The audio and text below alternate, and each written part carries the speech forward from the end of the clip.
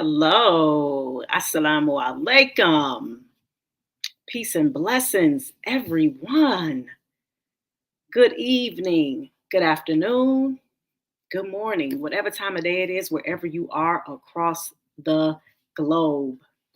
I hope that you are doing absolutely phenomenal. I'm so excited because this is the first read aloud, live read aloud for 2024. And I hope that everybody's starting their new year off in a great way. I hope that everybody, all of the New Year's resolutions or the solutions that you have to the problems that are out there, I hope that you are in solving mode. I hope that you are out there busy making sure that you are living in your purpose, making sure that whatever it is that you do it very well, and you keep doing a lot of it. And it's benefiting yourself, your family, and the community at large. Life is short. When you have kids saying that time is going fast, you better pay attention. Trust and believe. Let me properly introduce myself. My name is Seisha Beckett Abdullah. I usually introduce myself as Miss Seisha. Some of you out there know me as Anisa, still in the more so in the Muslim community. And I am the founder and executive director of ABC Read. ABC Read is a nonprofit organization, 501c3. And our mission is to develop and nurture a culture of literacy in Black and underserved communities. We are in our 10th year, y'all. Okay, grassroots, started with minimal amount of books, started with, on a wing and a prayer.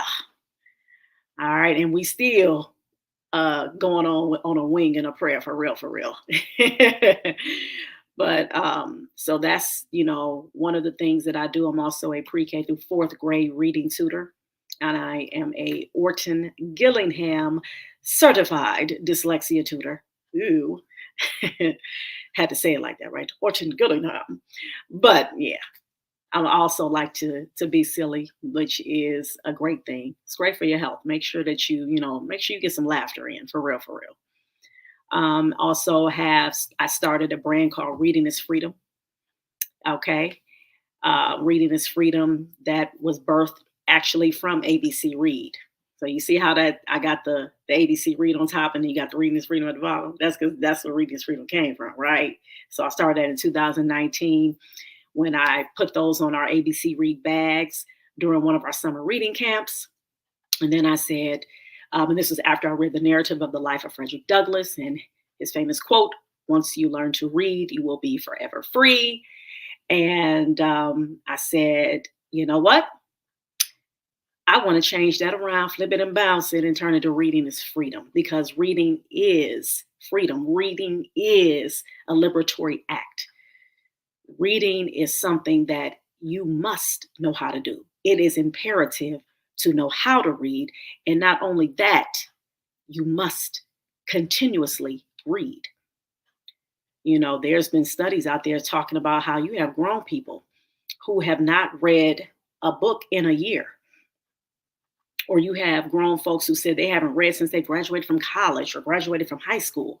And I'm like, really? You haven't read a book? Like that's almost blasphemous. I mean, seriously. So that means you're dependent upon other people to give you information. That means you're not being empowered. Because when people tell you stuff, myself, whoever, I don't care if it's your mama, your daddy, whoever, certain things you need to make sure that you know how to read so you can look up. You can be able to go and look the information up yourself. So with that being said, because I'm not, I can definitely get on my my tangent, but it's a good tangent. I want to come on here this evening, though, to share this beautiful story. This story right here, My Brother Charlie. And this was written by Holly Robinson Peete and Ryan Elizabeth Peete. And the pictures are by Shane W. Evans. All right, let me show you a picture of the beautiful family on the back. So, My Brother Charlie, this story is a touching story. I've read it numerous of times. I definitely read it before on the live, probably a couple of times. But for my newcomers, those of you who just started following me, tuning in, or whatever the case may be, this, is your first time being able to hear this story, this beautiful story about a boy who has autism. And this book is so special to me. It resonates with me. It connects to me because my son, Musa, he just turned 18, y'all. Aww. And he has autism. And he is our funny, ingenuitive, creative, child. He is just so hilarious. Did I say he was funny? He is. He really is. I'm like, boy, ooh wee. I think I'm gonna have to think about putting you on the road. All right, maybe hooking up with Dave Chappelle or something. No, I'm just playing. I'm being silly, y'all.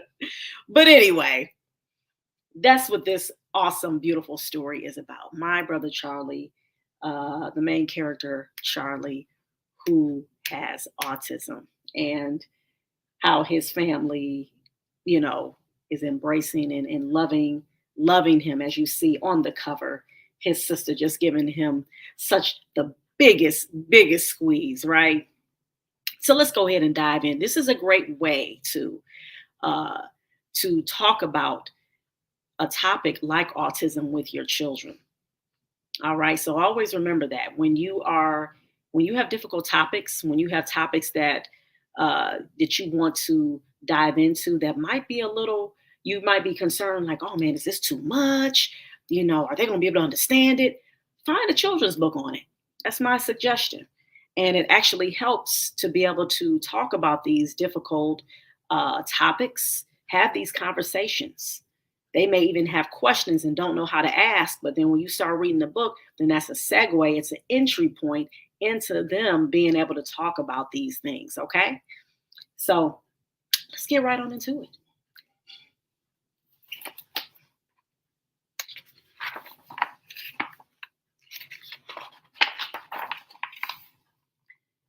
We've always been together, even in mommy's tummy. My twin brother Charlie and me. Let's see. We still share lots of things. Curly hair and brown eyes.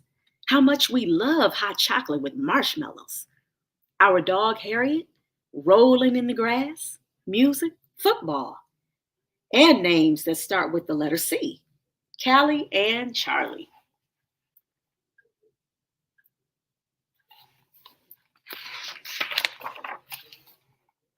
But being twins doesn't make us exactly the same. I'm 2 minutes younger than Charlie. I can stare for hours at the Big Dipper and the moon. And I love to talk. Charlie is skinnier and goofier than me. He hates math. When he looks at the sky, he finds jets and helicopters. And sometimes my brother gets very quiet.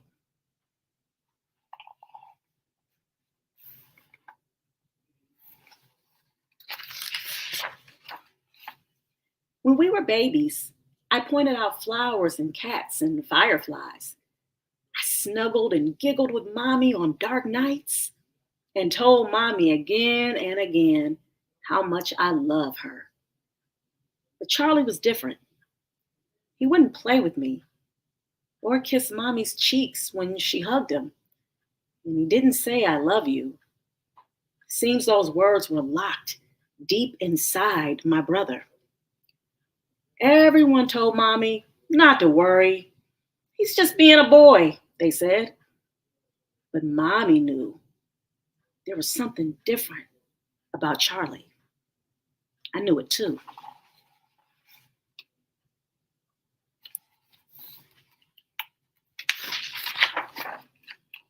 As we grew older, Mommy watched Charlie very carefully.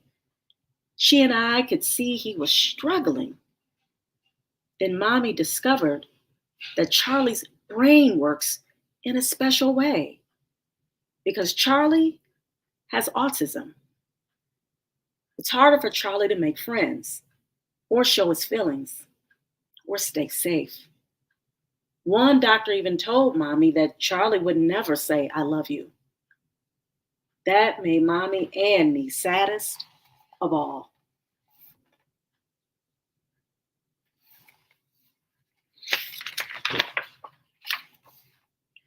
I have learned from Charlie that love doesn't always come from what you say. It can also come from what you do. And so we do right by Charlie. We love Charlie strong. We watch over him with the might of angels. We have to.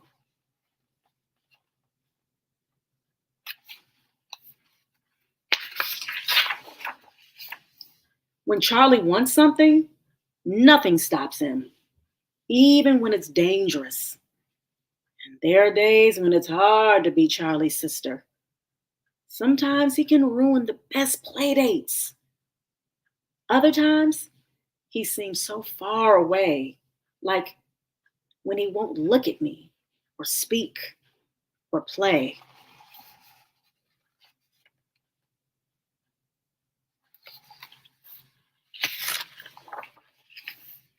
I wish I could crawl inside Charlie's world to move things around for him and for me.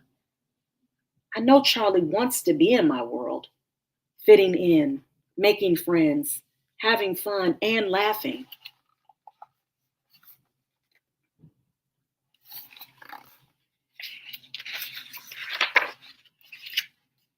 There are good times with Charlie too, when Charlie looks right at me and welcomes me with his smile.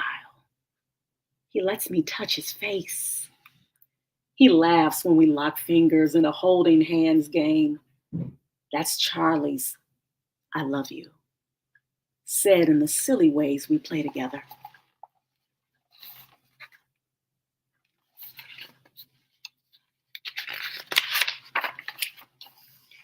Charlie is good at so much.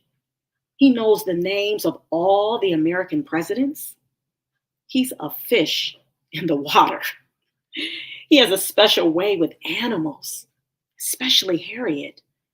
When Harriet and Charlie are together, there's even more I love you said in the way only Charlie can.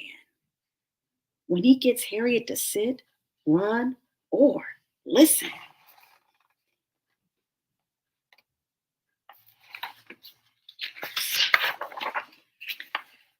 Charlie's got a mind that tests things: shoelaces, paper clips, apples, pine cones, and he enjoys sharing. He likes to show off his shell collection, his new sneakers, and how well he plays Itsy Bitsy Spider on the piano.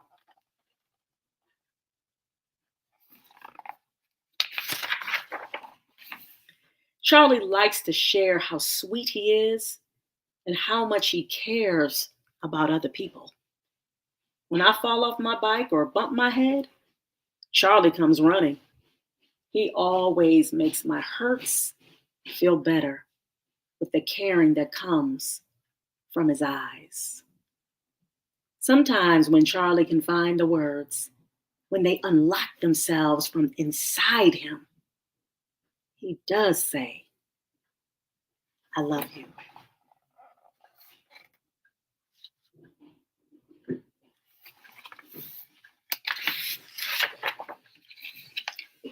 I will always remember the first time I heard him say it. So clear and kind, so Charlie. I banged my toe hard and cried.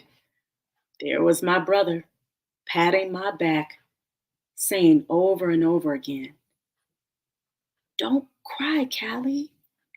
I love you.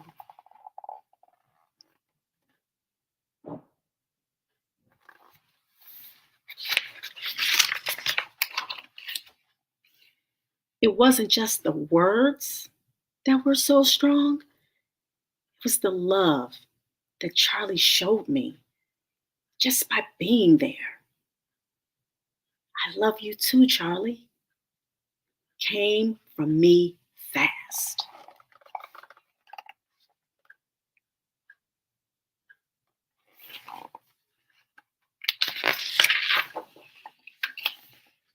Charlie has autism, but autism doesn't have Charlie.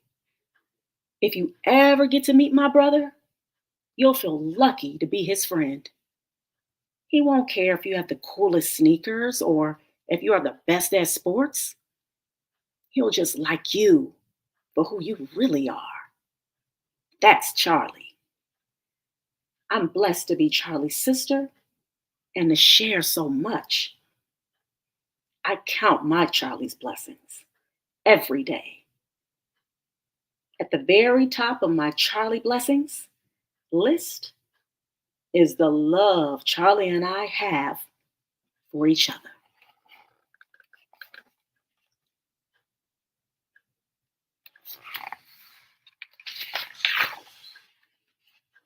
Said in so many ways. The end.